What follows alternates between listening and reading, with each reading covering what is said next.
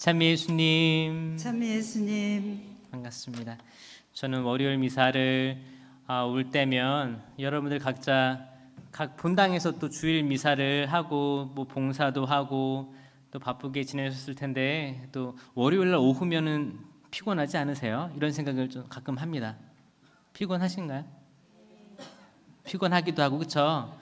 사실 주일은 또 안식일이기도 하고 푹 쉬셔야 되는데 잘 쉬고 오시나 모르겠어요. 그래도 또 주님의 말씀 들으면서 또 쉼을 갖고 계시죠? 또 찬양하면서 또 쉼을 갖고 계시리라 생각이 듭니다. 오늘 예수님께서 안식일에 회당에서 가르치고 계셨다. 안식을 다들 아시겠지만 7번째 날, 창조의 7번째 날이 기준인 거 아시죠? 이거 7번째 그 창조 날 그거 계산하는 거 알려드렸죠? 어떻게 계산하면 되는지? 여기도 다 아시면 좋으니까 다시 한번 알려드릴게요. 7번의 창조인데 7일 창조인데 첫째 날은 빛이 있어라 였죠. 빛은 뭐예요? 그 전에 안규도 신부님께서 강의하실 때 구마 그때 들어보니까 그 해에서 나오는 빛이 아니다. 그렇죠? 해가 창조되기 전에 나왔던 그분의 하느님의 빛, 그렇죠?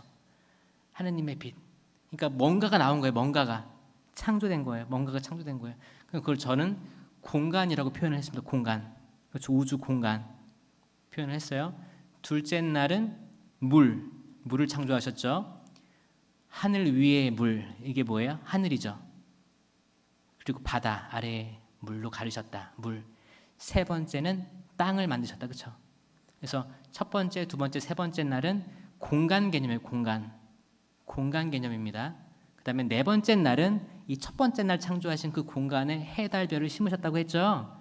다섯 번째 날은 그 하늘에 새를 넣으셨고 바다에 물고기를 넣으셨다. 여섯 번째 날은 그 땅에 풀들, 나무들, 동물들, 사람을 창조하셨다. 이렇게 그림을 그리라고 하셨잖아요. 그리고 일곱째 날에 쉼을 창조하시고 본인도 쉬신 거예요. 이 안식일의 기원입니다. 7일 창조. 그렇죠? 그리고 이제 시대가 변하면서 이게 일요일로 바뀐 거예요. 일요일이. 원래 일요일이 없었던 거예요. 그렇죠? 지금 일요일로 정착되면서 일요일이 주일이 됐고 안식일이 되었습니다. 쉰다는 의미가 뭘까? 우리는 과연 잘 쉬고 있는가?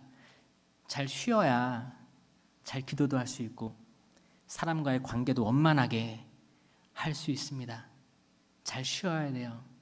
내가 마음이 곳간이 넉넉해야 내가 선행도 베풀고 내가 기도도 할 수 있고 내가 좋은 일도 할 수 있고 남이 아무리 나에게 해코지를 해도 나는 의연하게 넘길 수 있습니다. 이미 여러분들은 많은 경험들을 통해서 아시죠? 내가 마음이 불안정하고 스트레스가 많을 때 남이 툭 던진 한마디에 나는 굉장히 반응을 합니다. 그리고 느끼세요? 저만 느끼나? 저는 그렇거든요. 저는 제가 잘 못 쉬고 제가 예민하고 그러면 별거 아닌 건데 시간이 지나고 보면 별게 아닌 거였는데 내가 왜 그렇게 반응할 필요가 있었나라고 그런 반성들을 많이 하거든요. 여러분들은 어떻습니까? 분명히 사람마다 리듬이 있을 거예요. 어떤 날은 내가 굉장히 컨디션이 좋아서 모든 건 내가 다 포용할 수 있어. 이런 넓은 마음을 가진다면 어떤 날은 굉장히 속 좁은 사람이 될 수도 있습니다. 오늘 회당장이 굉장히 화를 냈죠. 분개했다고 표현되고 있어요. 분개했어요. 안식일에 분개했다고요. 예수님께서는 치유하셨고 회당장은 이 치유 사건을 보고 분개했다고요. 그러면 안식에 일하는 날이 6날이나 되니까 6날 와서 치유받으십시오. 그건 되고 안식일에 화를 내고 윽박 지르는 건 되는 겁니까? 이 안식일에 대해서 다시 우리가 생각할 필요가 있다.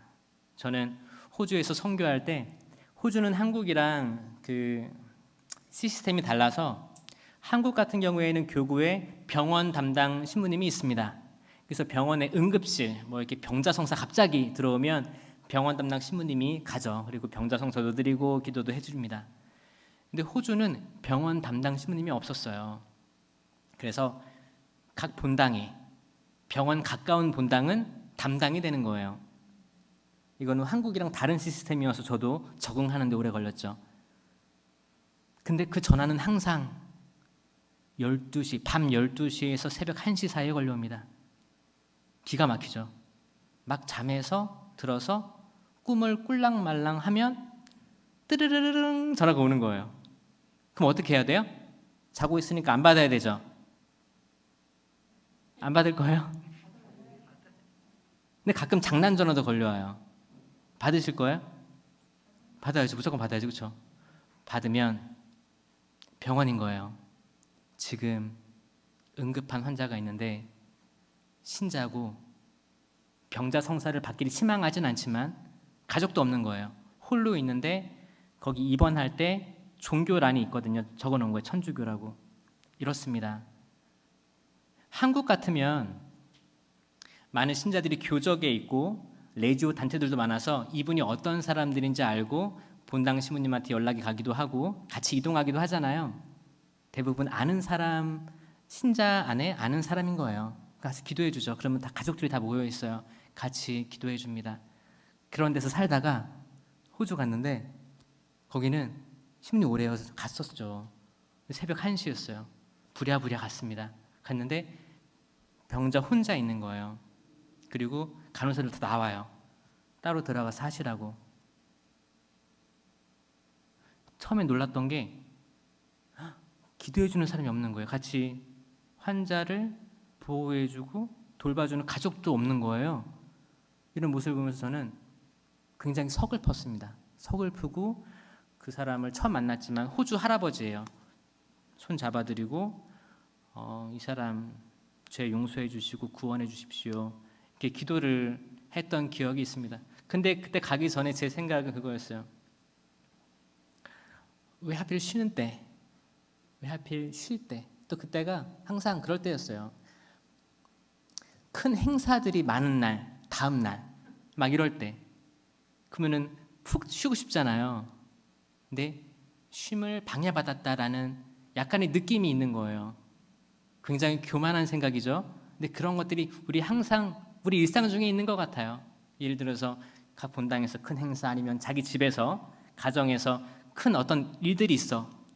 뭐 자식 문제, 남편, 아내, 뭐 가족, 어르신들 어떤 문제가 있는데 항상 그 다음 날 신앙적으로 더 봉사를 해야 될 때가 있을 수도 있어요. 그러면 나는 쉬어야 되는데 잘 못 쉬었는데 또 이거 해야 되나? 내 마음이 지금 풍요롭지 않은데 이걸 해야 되나? 그럴 때 있지 않나요? 있을 거라고요. 있을 거라고요. 마음이 넉넉하지 않을 때, 그럴 때 지금 예수님께서 초대하시는 거예요. 너희에게 안식일의 개념이 뭐냐? 질문을 던지시는 겁니다. 그러면서 하는 말이 위선자들아, 너희들이 대답해야 될 것은 일하는 날이 엿새나 있습니다. 엿새만 오십시오. 지금 퇴근했습니다. 이게 아니고 지금 주 5일 근무제죠. 5일만 일하고 나머지는 건들지 마라. 전화도 안 받아. 이게 아니고 항상 하느님을 위해서 말씀에 봉사하고, 왜냐하면 예수님께서도 안식일에 회당에서 가르치고 있었다라는 말이 좀 굉장히 인상적입니다. 안식일에 가르치고 계셨다. 따라서 모든 사제의 수도자 아닌 말씀의 직무를 얻은 사람들은 쉬는 날이 없어야 됩니다. 어떤 날이라도 가르칠 수 있어야 됩니다. 요즘은 인터넷도 발달되어 있으니까 항상 가르칠 준비가 되어 있어야겠지 않겠습니까? 여러분들도 각 가정 안에서 가르칠 준비가 항상 되어 있어야 되는 거예요. 제가 어렸을 때 항상 오후 3시만 되면 아버지가 아들 둘 모아가지고 성경 읽어라. 그리고 성경 읽고 질문해라.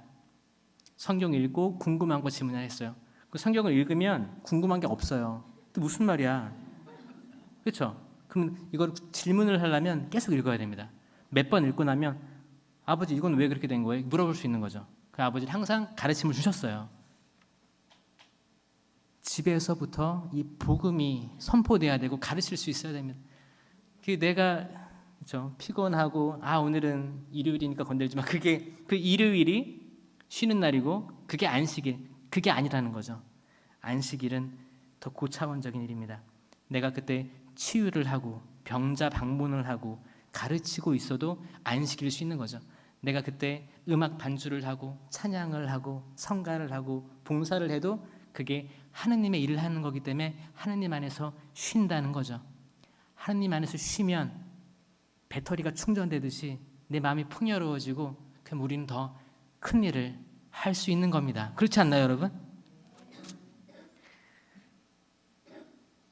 여전히 어려운 일이에요. 여전히 어려운 일일 거예요. 우리는 성령 쇄신 봉사회입니다.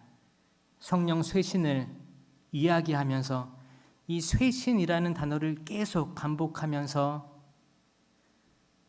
나는 말씀이 필요한 이들에게, 말씀이 필요한 이들은 우리 가족일 수도 있고, 그렇죠? 친구, 병마와 싸우는 이들, 그리고 내가 스쳐 지나갔던 사람들, 아니면 우리가 우리나라에 살고 있는데 내가 간과하고 무시했던 외국인 노동자들, 그리고 어떤 불의의 사고를 당해서 고통받는 사람들, 재난 피해자들 분명히 있단 말이에요. 지금 이 순간에도 분명히 있습니다. 여러분 다리 건너면 다 있을 거예요. 긴급한 영적인 갈증이 있는 이들, 영적으로 갈증이 있는 사람들 많습니다. 여러분들도 분명히 있겠지만 알잖아요. 그런 이들에게 나의 지금 쉼을, 육체적인 쉼을 봉헌하고 나는 달려갈 수 있는가? 내가 시간이 많아서 하는 게 아니고 내가 지금 바쁜데, 바쁘고 피곤함에도 불구하고 우선순위가 하느님이기 때문에 하느님 사랑과 이웃 사랑 실천하려고 내가 지금 바쁘고 피곤함에 불구하고 바쁜 일을 버려두고 이부자리를 뛰쳐나가서 그 사람, 그 영혼을 위해서 내가 십자가 아래서 무릎 꿇고 기도할 준비가 되어 있는가는 굉장한 숙제겠죠. 그걸 누가 시키면 나는 분개할 것인가? 왜 지금 쉬는 날 나를 찾고 있느냐? 왜 쉬는 날 나를 귀찮게 하느냐? 이렇게 분개할 것인지, 화를 낼 것인지, 아니면 당신의 일이 지금 이루어졌구나, 치유가 이루어졌구나.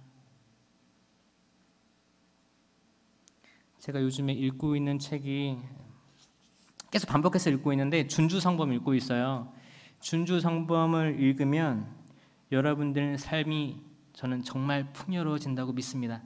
집에 꽂혀 있을 거라고 생각이 들어져요. 어딘가에 분명히 있습니다. 전 알아요. 있을 거예요. 저는 이거 계속 반복해서 읽거든요. 이게 책이 별로 안 두꺼워서 다 읽으면 또 읽으면 돼요. 반복해서 읽으면 돼요. 그래서 여기 지금 평화를 어떻게 얻는지를 나오고 있는데 한번 읽어드릴게요. 이게 지금 1권 11장 평화를 얻음과 성덕의 길로 나아가려는 열정이라는 챕터에 나오는데, 남의 말과 행위에 참견하지 말고 또 우리에게 상관없는 일에 관계하지 않는다면 평화를 많이 누릴 수 있을 것이다. 남의 일에 간섭하고 바깥 일을 찾으며 안으로 마음을 수습하기를 적게 또 드물게 하는 사람이 어떻게 오랫동안 평화를 누릴 수 있으랴. 순진한 사람들은 복되다. 저들에게는 평화가 많이 있으리라. 아멘. 평화에 대해서 이야기하는데 지금 이 회당장은 마음에 평화가 하나도 없는 거예요. 충분한 하느님 안에서 쉼을 누리면 평화가 가득합니다. 평화가 가득하면 남이 무슨 일을 해도 발끈하지 않는 거예요. 그렇죠? 발끈하지 않는 거예요. 이 평화 어떻게 누리라고 했어요? 남의 말과 행위에 신경 쓰지 말라고요. 비교하지 말고 그저 내가 주어진 시간에 충실하게 하느님만 생각하며 살면 마음이 평화가 가득하죠. 이건 성령의 열매죠. 9가지 열매 중에 하나죠. 다 외우셨죠? 평화가 가득하니까 평화밖에 나올 수가 없는 거예요. 그 어떤 오른쪽에 10,000명, 왼쪽에 10,000명이 쓰러져도 이 평화가 있으면 난 쓰러지지 않는 거예요. 굳건히 서서 내가 하느님의 은총의 통로가 돼서 우리도 치유를 일으킬 수 있고 기적을 일으킬 수 있고 구마할 수 있고, 대구마는 안 되고 소구마, 구마할 수 있고, 항상 우리는 하느님의 은총의 은사의 통로가 될 줄로 믿습니다. 우리 모든 성령 가족 여러분들 마음속 평화 간직하시면서 충분한 안식, 많이 잘하는 게 아니에요. 충분한 하느님 안에서의 안식을 누리시는 이번 한 주간 되었으면 좋겠습니다. 성부와 성자와 성령의 이름으로 아멘.